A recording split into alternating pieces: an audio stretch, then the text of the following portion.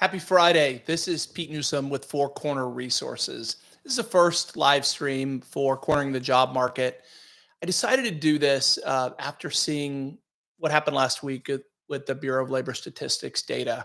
This is something I've been tracking for years. As a staffing company owner, I pay really close attention to job data as it comes out. The reports come out each month from the BLS in particular, as well as ADP's employment report that they put out once a month, among many others. But those are data that are meaningful to companies, to employees. Businesses make decisions based on that data. It shows how healthy the market is or not, and we should be able to rely on it. And what was widely reported last week is something that isn't necessarily new. The BLS has a history of putting out data and then revising it quietly the next month, always down, it seems, and they should get called out for it. Now, that's not the only reason I'm doing this, but that really sparked an interest in me sharing the knowledge that I have as a staffing company owner. I have peers across the country who are also leaders and executives and owners of staffing companies. And I believe our industry, as much, if not better than any, has our finger on the pulse of what is going on in the job market. Anything that's going to impact labor and employment, we feel, because as a staffing company, this is how we make our money. This is all we do.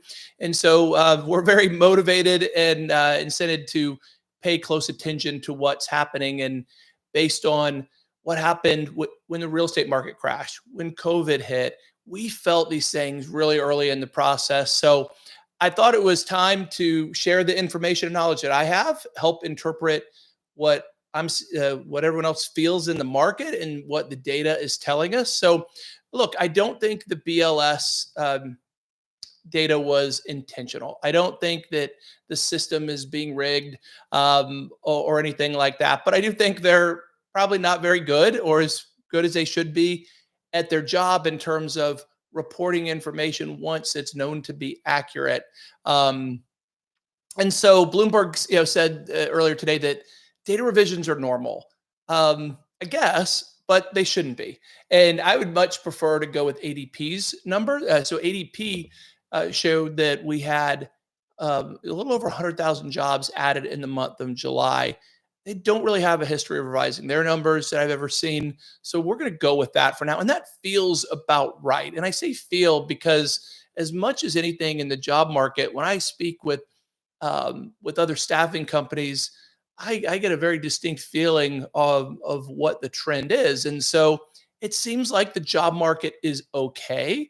It's not as good as it should be, or we'd like it to be, but it's not awful either. We're not there. I think there's a lot of hurry up and wait going on right now. So I'll share articles as they come out each day. That's the point of this live stream. And if you're listening, I would love any feedback. Tell me what you need to know. Tell me what you want to hear, and I'll do my best to incorporate that.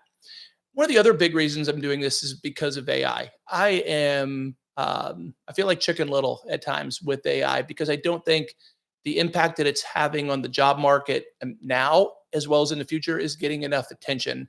I think we should be more concerned collectively than we are. And I'm the father of four, ages 17 to 25, and AI is going to impact every facet of my children's personal lives, but also their professional lives. And I have three of my four in school right now.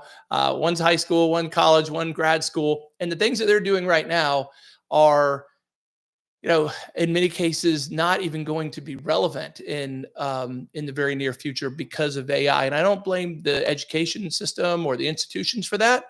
But the fact remains that what our young people are learning right now is not keeping up to speed with how fast AI and technology is evolving. So I strongly believe that it's incumbent upon everyone individually to understand how fast things are changing, what that means to various careers, and do something about it. And that is also the nice thing about AI, is that you have the ability to learn on your own.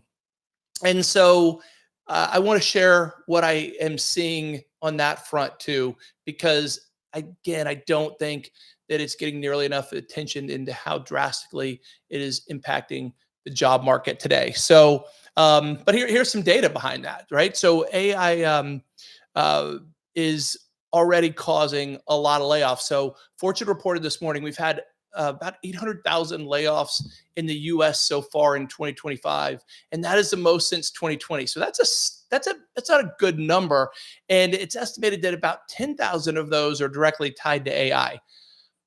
Again, I'm going to share my opinion on this data. I don't think that's even close to accurate. I think that's way low. So the 800,000 that we've seen, um, I believe a lot more are attributed to AI, especially in entry level roles where a lot of base level tasks are being replaced. This is not future. This is right now. As such, it's making the job market hard for entry level um, candidates and recent grads who are coming into the market. And we've seen that for a couple of years as a trend, but it's only going to get worse. So, if you are a parent of a young person, please encourage them to spend time on their own, figuring out how to learn the different AI tools. Start with the basics, right? Start with ChatGPT.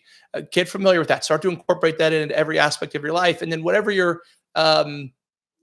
particular profession is, go ahead and use those tools like ChatGPT or Grok. If you're a fan of what they're doing, then go ahead and ask the AI tool itself to help you learn, help you upskill, help you evolve. You'll kind of be killing two birds with one stone by doing that. So a lot of what I'm going to talk about is AI and how that's affecting the employment market.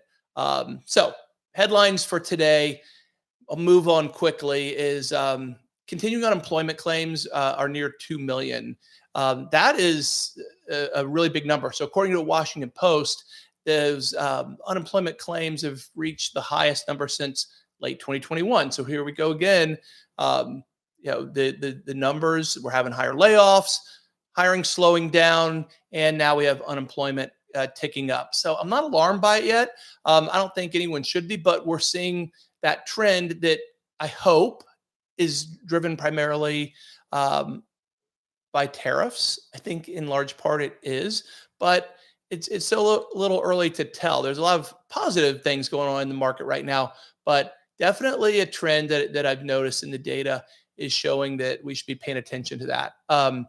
BP this week announced that they're going to have 6,200 layoffs. I think almost all of those are focused in the Houston market. So that is not a good thing that's happening right now. A really big company who is having some pretty massive numbers. We've recently seen others. Stanford University announced significant layoffs last week. Microsoft did as well. So those layoffs continue to tick up. Here's some good news. Right? I want to make sure to share that too.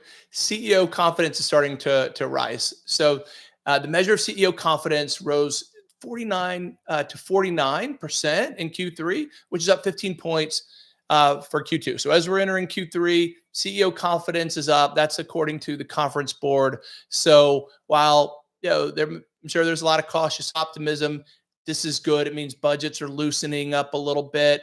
There's hiring's really selective right now. I think employers know when they have the upper hand. Being in staffing, we see that for sure. That is a pendulum that swings back and forth.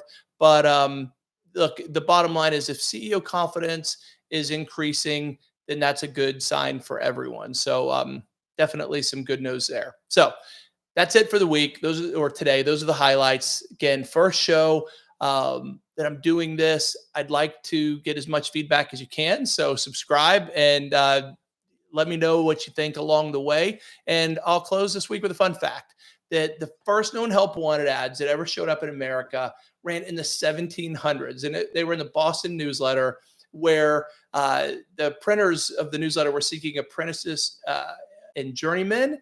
And what I thought was interesting about those early ads is they typically offered room and board instead of wages. So there you go. Times have changed a little bit.